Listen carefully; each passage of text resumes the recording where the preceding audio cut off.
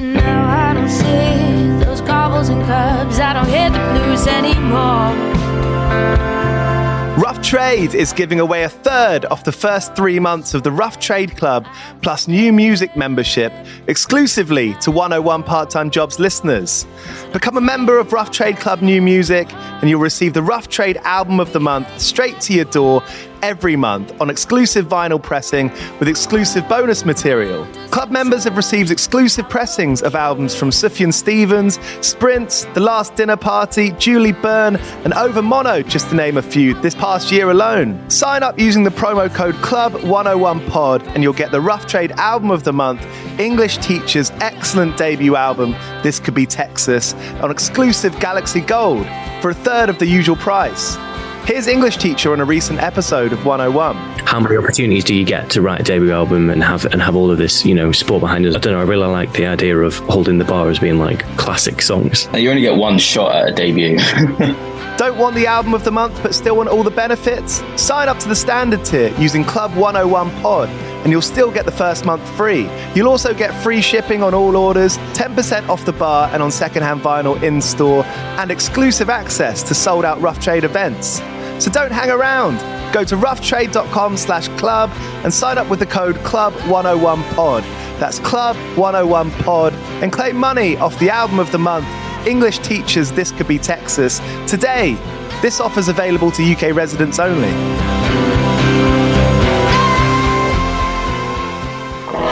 Do you play in bands? I did for the longest time. And I wish that I knew that DistroKid was a thing. I don't even think it existed back then.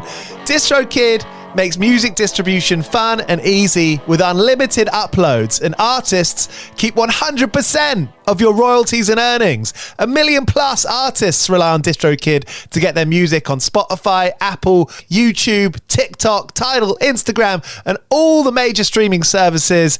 When you get DistroKid, you can see a DistroKid bank and withdraw your earnings. You get notified when you've earned royalties and you can withdraw via the app. And you can even check your streaming stats on Spotify and Apple. Get 30% off your first year on DistroKid by going to distrokid.com/VIP/101pod. 30% off for your first year. That's not bad. We know it's a tough world out there. Why don't you make it easier for yourself? And to get 30% off that free year as an artist, where you get 100% of your royalties and earnings, go to distrokid.com/VIP/101pod. All right, stay with me. I'll be right back after this. The Vietnam War, it's over. Your job has just begun. A new HBO original limited series. Welcome to the world of spycraft. Strap in. From executive producers Park Chan-wook and Robert Downey Jr.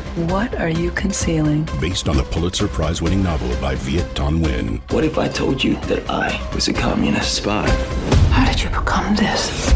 The Sympathizer, streaming April 14th on Max. Subscription required. Hey guys, time to get in on the action for the biggest moments in basketball with PrizePicks, America's #1 fantasy sports app. Just select 2 or more players, pick more or less on their projections, place your entry, and win up to 100 times your money. Right now, PrizePicks will match your first deposit of up to $100. Just download the PrizePicks app and use the code GET100. That's code GET100 on PrizePicks for a first deposit match of up to $100. PrizePicks, pick more, pick less. It's that easy.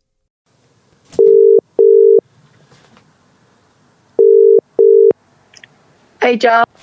All right, Phoebe, how's it going? Hello. I'm good, mate. How are you? Yeah, I'm pretty good, thank you. What is the maddest thing that you've seen with your own eyes? The maddest thing I've just seen in general with my own eyes. Yeah.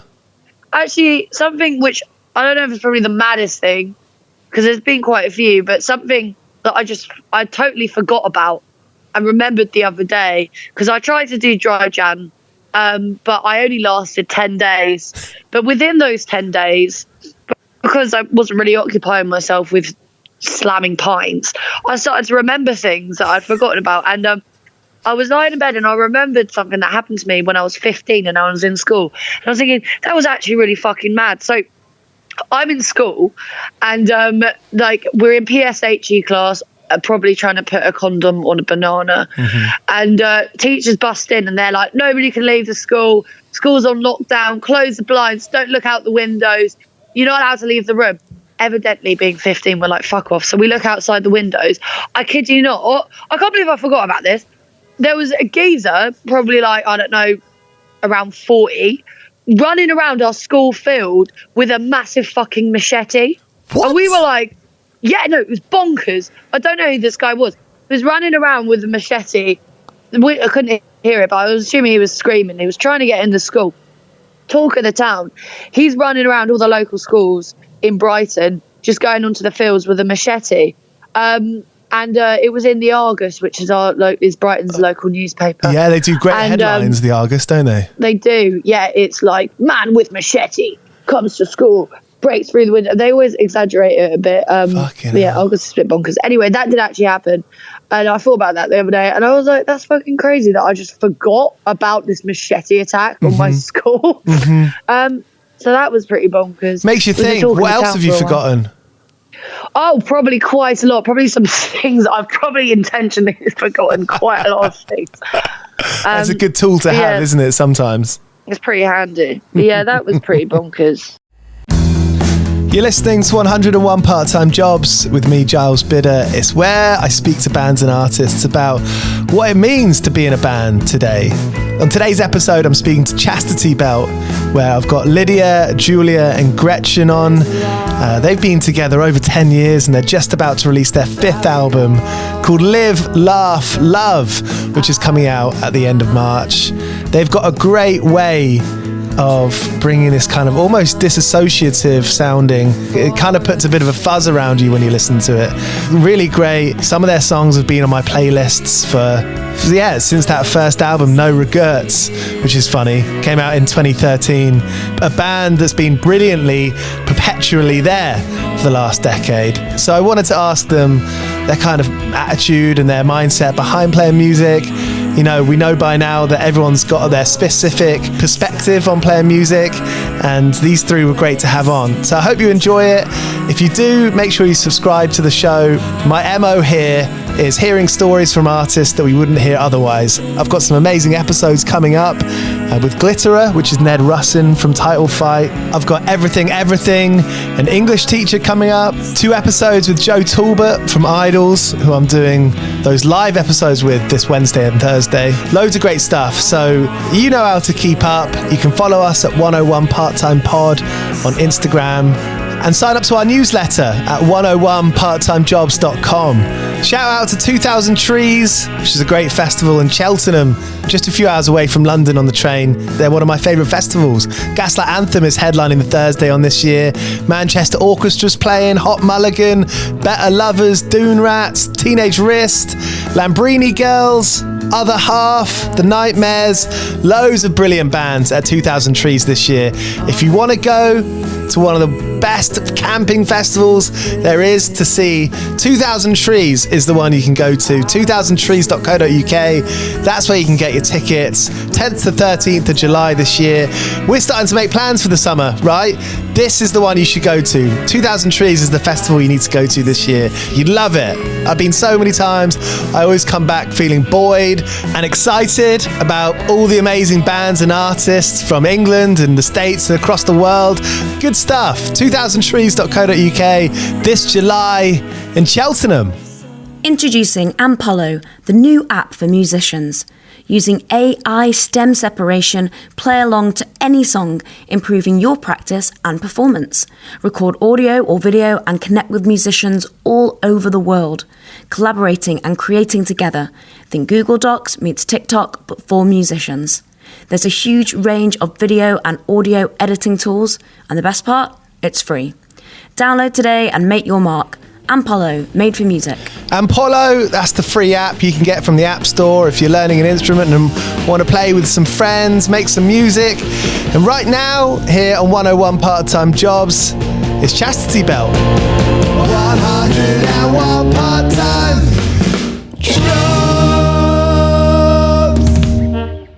Well, I'm just saying, like, there'll always be jobs to do playing music, right? You'll always be in control of your own stuff. Yeah. Girl bosses. So does everyone in the band have a job to do? Does everyone have, their own corner of, I don't know, booking the hotel or booking the vans, organizing the merch? Yeah. Yeah, we definitely all have our strengths. What kind of thing are we talking about? Who's in charge of I feel what? like on tour, Lydia usually books the hotels. That's not my forte. Yeah, good. I've booked us some really horrible hotels. Do you go off the reviews? I suppose that can be a bit of a trap going off the reviews, but... Well, that's what I learned. You should look at the reviews. She gets us a great deal, but... I'm a sucker for a deal. Yeah. Some reviews. Gretchen, you said you just kind of gearing up to get into work today. What are you doing? What's the job?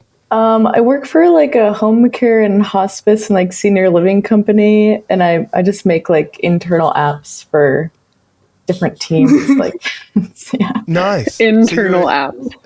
Internal apps. Yeah. Are you a developer? Yeah, I am. Yeah. Nice. Is that something that you learn recently? Yeah, I like learned over the pandemic. Before that, I was like working with like nannied, substitute taught.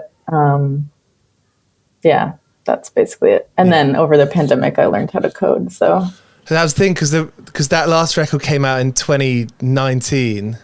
Did it when the pandemic hit? How quick was that mindset of? I suppose everyone had it. It's like, okay, what am I gonna? I should come up with a hobby, or I should learn how to do something that's useful. How quickly did that coin flip for all of you? Luckily, we just come off a tour. Like, we finished a Europe tour in the winter, early winter, and then late winter, a full US tour. So I feel like at least for me, it didn't feel immediately like it was affecting our cycle as a band. That like kind of cycle, that kind of mindset of, if you're a producer, here's a bad analogy, maybe. If you're a producer and a songwriter, you're kind of using two different parts of your brain to produce someone else's record to then sort of flip over and go into your like songwriter brain, right? And I wonder if that is similar for being on tour and then coming back and working out how to maybe make money if you need to, or do something else, or be creative, or stimulate yourself somehow.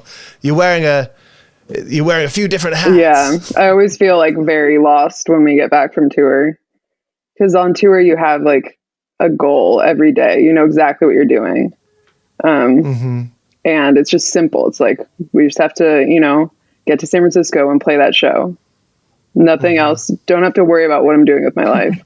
And then once I get back from tour, I'm just like, what do I do today? Like, what's my purpose? So yeah, that transition can be really difficult sometimes. Well, I almost feel like that kind of gives us practice for COVID, because we're habitually in this state of coming down from an extreme stimulation and social experience that gives us so much purpose, and then it just all comes to an end and we're aimless, and then we have to figure out a job. And maybe it's the same job that we did the last time we stopped touring, or maybe it's a different job. That's the thing, where hopefully you haven't burnt that bridge of that last job. You didn't walk out and flip them off. Yeah, that hasn't happened yet. I think I've... Do you feel at home in Seattle? Do you feel like, I grew up in like the suburbs of London and moved into town when I was sort of 18. And it took me like 7 years, I reckon, 7-8 years to live in a neighborhood that I felt comfortable in, that I could afford, that I wouldn't have to like run around trying to look for other stuff for all the time. Have all of you kind of found your place in Seattle where you are? I feel pretty comfortable in Seattle, but I don't know. I'm always considering leaving. It's just like getting more and more expensive and like shittier and shittier. So, but I think a lot of places are. So I don't necessarily know what a better option is at this point. Is that like a work-related thing as well? You know, you could come back and survive? Well, both my jobs actually right now are remote. I work at 2 different record labels, just doing remote stuff. So which ones? Which labels? Suicide Squeeze, which Chastity is on, and Danger Collective, which is a small label based in LA. And did you start working for them because you had that kind of impetus or that kind of enjoyment of... My experience working alongside record labels is that being someone who's organized, that helps, and someone who has that kind of archival catalog kind of approach. Is that yours? Is that your kind of approach? Yeah, I would say so. I guess like before this, I was bartending and I just didn't want to do that anymore. So this was kind of a natural transition into doing more of like an office job or whatever, you know? Right. Yeah. And I guess I'd had some experience doing graphic design just for like from being in bands, like designing posters and merch and stuff. Yeah. So I kind of started doing a bit of that for the labels I work at, and then like other more administrative stuff. But yeah, I feel like being in a band, you have to be like pretty organized, send a lot of emails. Like, I feel like no one really talks about how much being in a band is just emailing. Like, it's so much. It really is like another job. Reply alls, made some gaffes. Yeah, just always circling back. When that first record came out, I remember reading about it and seeing videos of house shows and small bars, and it seemed like a really, you know, even from miles away, even from London, it was like, great, this seems like a really cool, invitational, fun community.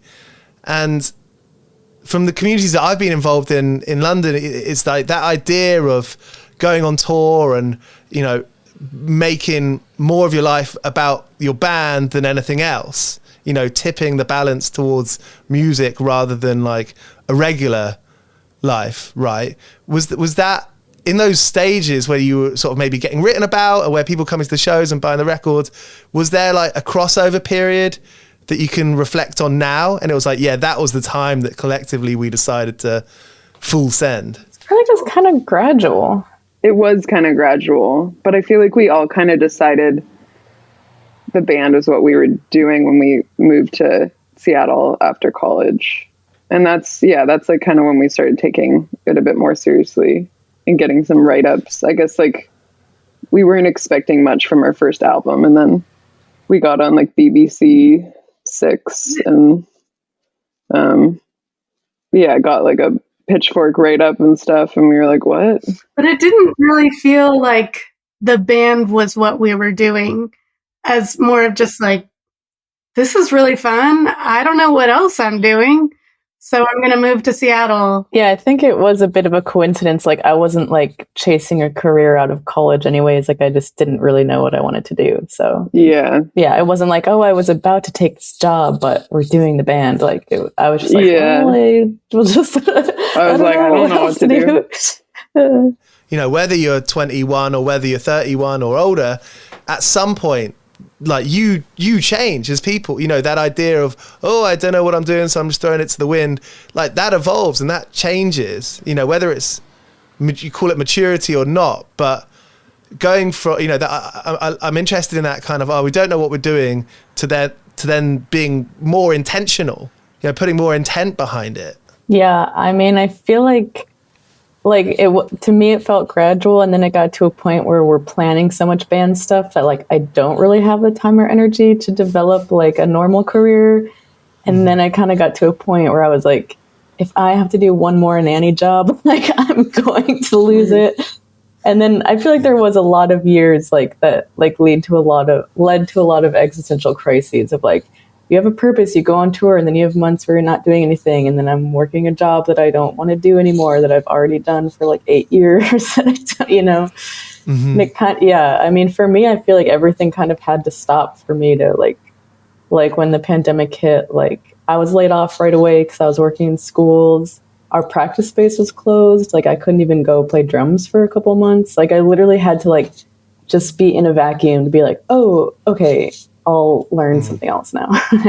Yeah, same. I was working in bars and working like Microsoft doing some like clickable stuff that anyone could have done. and I was, always been interested in music journalism.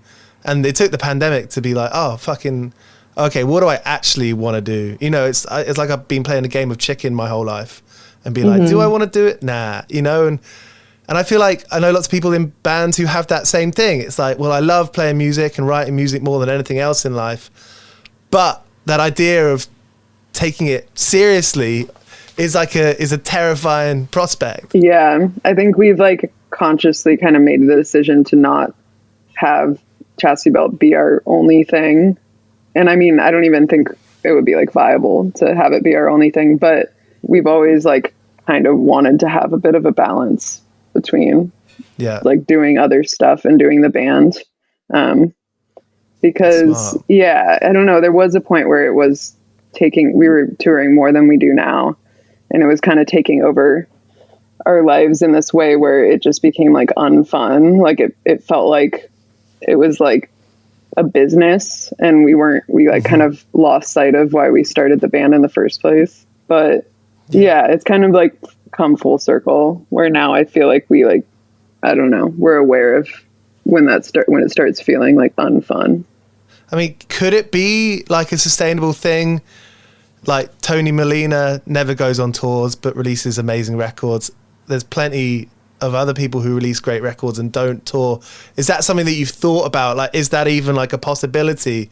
Making great music, but not touring so much where you burn yourself out and you freak yourselves out? Yeah, I don't know. I'd be down.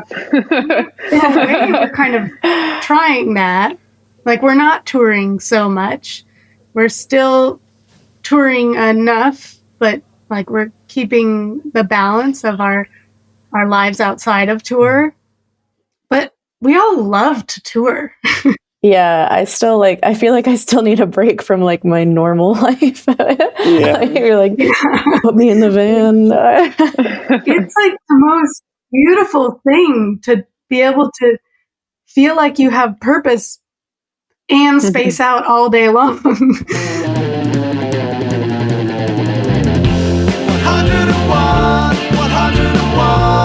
part-time jobs, 101 part-time jobs. That ability to connect in that live place and also on records, that's such like a special thing. And I wonder, when you're the band or when you're the artist, like, do you acknowledge you have this special thing? Is it almost like hubristic? Because the other side of it being like, yeah, this is special. We should put our energy and careful thought and intention into this. Yeah, I feel like it took me some time to realize that what we had was special. Like at first I was like, I don't really understand why anyone listens to us. Like this is weird. But yeah, I don't know. Now I like, especially like playing music with other people and like how different that feels. It makes me realize that like we have such a musical chemistry, the four of us. Yeah. Yeah, I think that's really what sticks out to me is like the most special is like the feeling in the room of playing together, playing something for the first time, writing together. It's like so joyful and exciting. And yeah, like Julia was saying, the more we play with other people and reflect back on what we have together, it's like, yeah, you can't, like, even if it's just for us, that is such a special part of my life that I have these amazing friends who we can like create together. It makes me think how, school or family or that kind of idea of, fun and work are two separate things. Like the older I get, the more I'm trying to realize like, no, I'm trying to like have the most fun I've ever had before, and not just think of creativity as something that happens when you're a teenager or maybe at college. This idea that creativity is something that you could, stubbornly like drag with you through your whole life. And be someone who's in their 60s and still playing music, maybe down the bar or whoever your music buddies are. Do you know what I mean? I feel like there is this pressure in the UK and the US at least, where it's like that kind of grow up period. Is this something that you've battled with? I think I've always seen myself as like, I'll be doing something as I get older. Like I'll be playing music. Like I want to like learn piano at some point. Like, I don't know. Yeah. It's whether it's like just for me or in a band or like, I don't know. I like playing with other people too. Like, I don't know. Yeah. When you were starting to write Live, Love, Laugh, or Live, Laugh, Love even, there was there a moment when you were like, okay, we're going to start writing this record. This is the start of the writing of the record. We know we're going to record. We know it's going to be an album. No, we like never approach albums that intentionally, or at least like not anymore. So like we started recording that album in January 2020, I think. And then had like a couple more recording sessions after that, and then compiled like songs that we thought kind of fit together into an album from that. Yeah. But yeah, we're like already just started recording our next album, and then we have like songs left over from previous recording sessions that'll probably go on that album. So I don't know, it's all kind of just like a wash.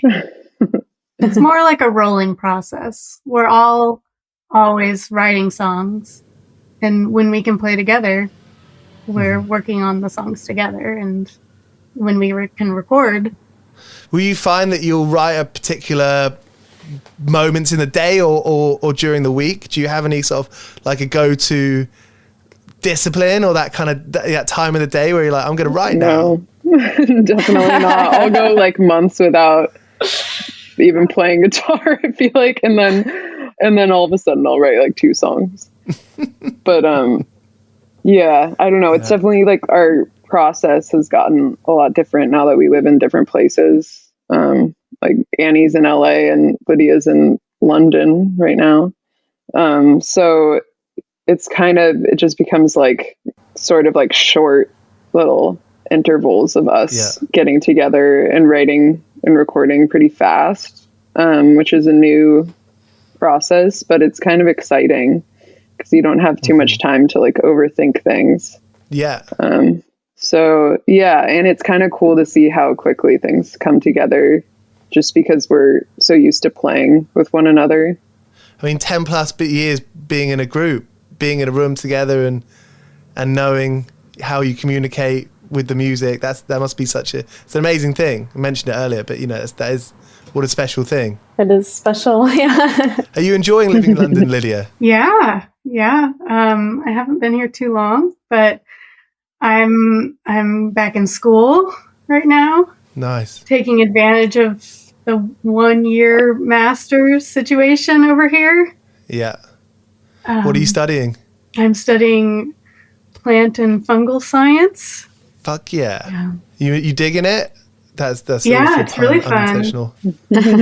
Yeah. That's ace. I mean, are you getting much? I mean, maybe this is a naff question, but like, are you getting much kind of imagery inspiration there? Are there, because there's a lot of different words for plants, right? And so you're bound to stumble upon something that's interesting that sparks your imagination. Yeah.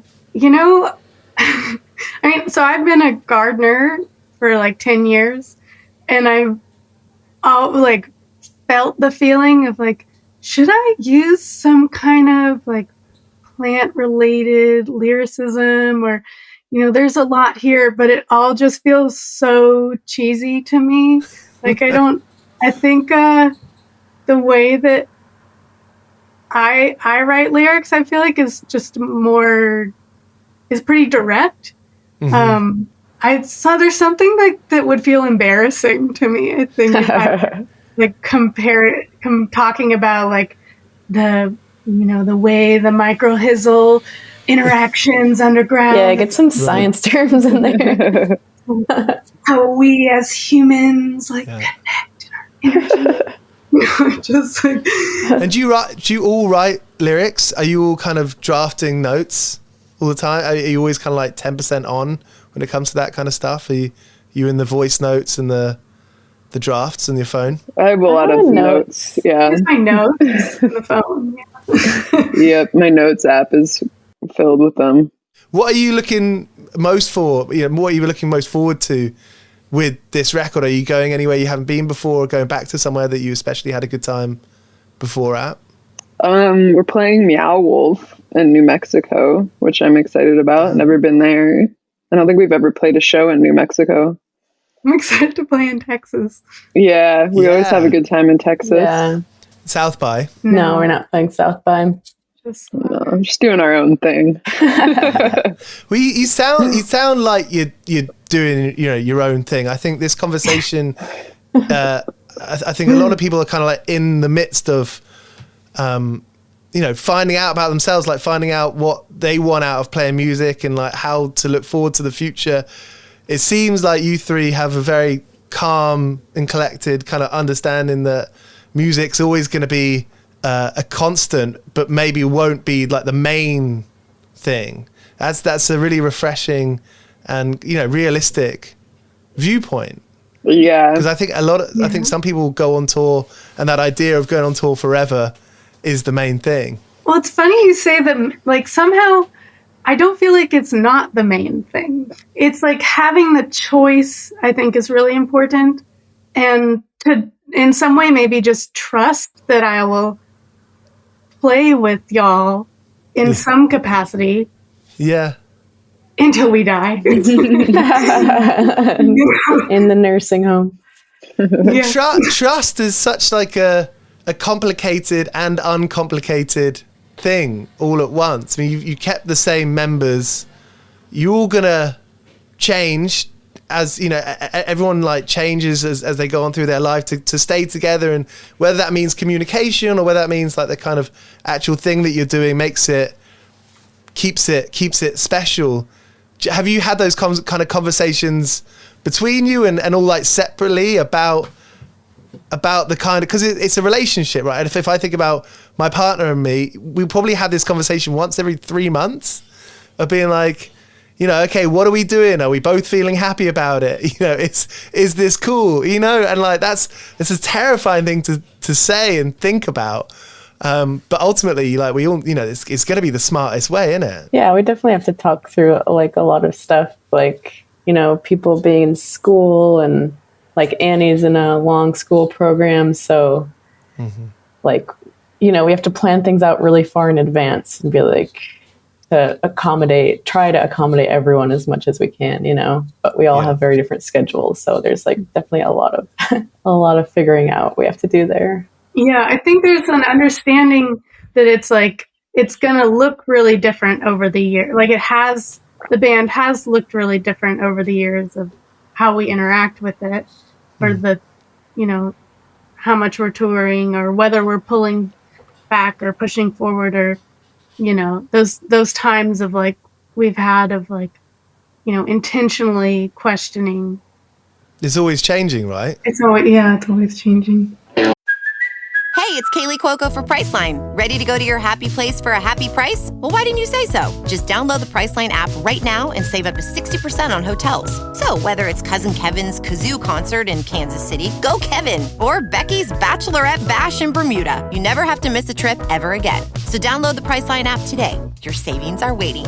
Go to your happy place for a happy price. Go to your happy price, Priceline. 101. Thanks so much for being up for this. I know it's not like not like the kind of usual conversation, and maybe this thing's kind of different for everyone, talking about jobs and work and how you see yourself playing music. So thanks for being up for it. Cheers for telling your stories. Yeah, thanks for having us. Yeah.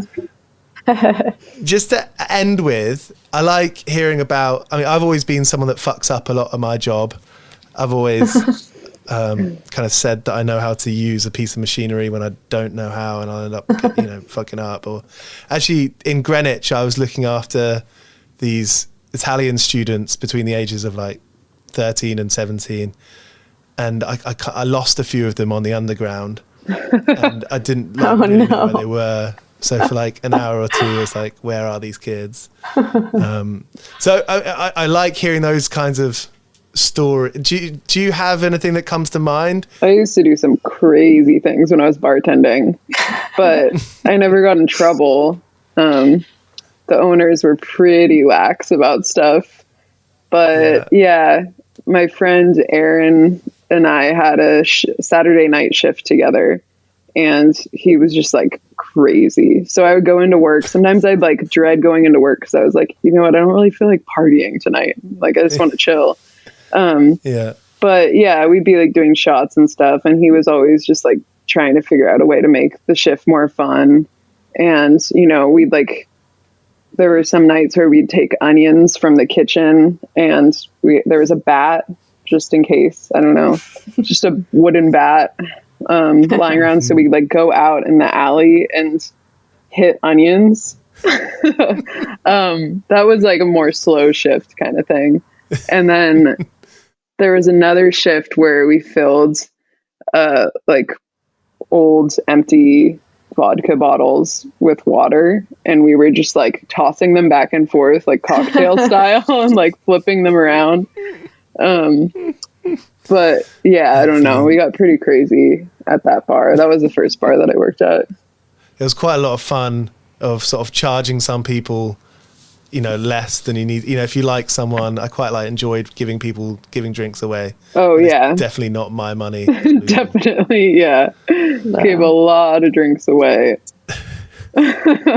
How about you, Gretchen or Lydia? Does anything come to mind for either of you? I think, this is like so wholesome, but I used to do like on-call nannying. So I would just go watch like kids that I had never met before for a day. And it was like some family that was like in Magnolia. It was like their summer house. It was like really nice. They had like nice white couch and white cushions. And they had like a little dog, and the kids wanted to play in the backyard with the hose. So I let them. I think they were like giving the dog a bath. And then the dog came in like all muddy and like ran all over their like pristine white couch. And I just kind of like wiped what I could and then like positioned the pillows over the paw prints and then like left. I was like, I'll never see you again. It's fine. Like, you didn't get a bad review. Not that I know of. Annie's Nannies had me back time and time again. So. Hell yeah, Annie's Nannies. Oh, God. Yeah, shout out to Annie's Nannies. And how about you, Lydia? Does anything come to or studying wise? Have you ever? I got busted on my dissertation. I was away, and so completely fabricated my dissertation and got found out and got called in, and I had to do it again, but get capped at 40%, and I did quite a lot that day. Oh no! But it was okay. Got through it. Wait, dissertation for like a PhD or? No, for my BA, so undergraduate. Oh, okay. I was like, damn, you faked your PhD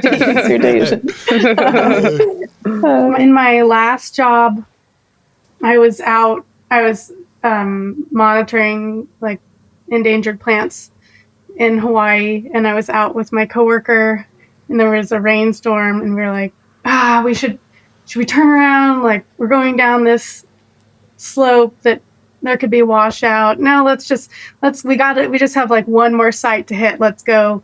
And then when we came back around, of course, like there was just like a full on lake.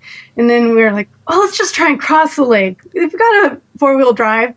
So we started across, and yeah, we just like totally spun out with the truck. We thought we were going to flip it for a moment. It got like stuck on a rock. It was sinking under. Oh shit. And we had been told that we needed before, like, don't take any risks. We know there's bad weather today. But yeah, then we had to like hike out an hour and call the people at the base to come pick us up and drive an hour. And that was a bit of a fiasco, but Like, Well, and they hoiked you out. I didn't feel like I was just a witness to someone else's proud incompetency. So, well, maybe good in those kind of times for when shit really hits the fan, and you're like, it's okay, you know, it's always usually okay. Usually being the key word. I mean, it's usually fun, honestly, on some level. Yeah. Hey, yeah, thank you so much. I appreciate the time and loving listening to the new record. And looking forward to seeing you play. Yeah. Thanks for having us. Yeah, thanks for having us. So there was Chastity Bell. Do you know what? After that interview, I kind of walked out the room thinking, was that a bummer chat? Did they enjoy that? Am I an idiot? These questions stupid? But listening back, that was good. I enjoyed hearing those stories from them. Brilliant band. Really got their own sound, don't they? Their new record, Live, Laugh, Love, is coming out at the end of March, Cheers for listening. Subscribe if you like. Leave a review if you really like. And I'll see you later on this week. We got an episode with English Teacher, who are probably about to release one of the best debuts this year. English Teacher, go listen to them and come back for the episode on Thursday. See you soon. Cheers.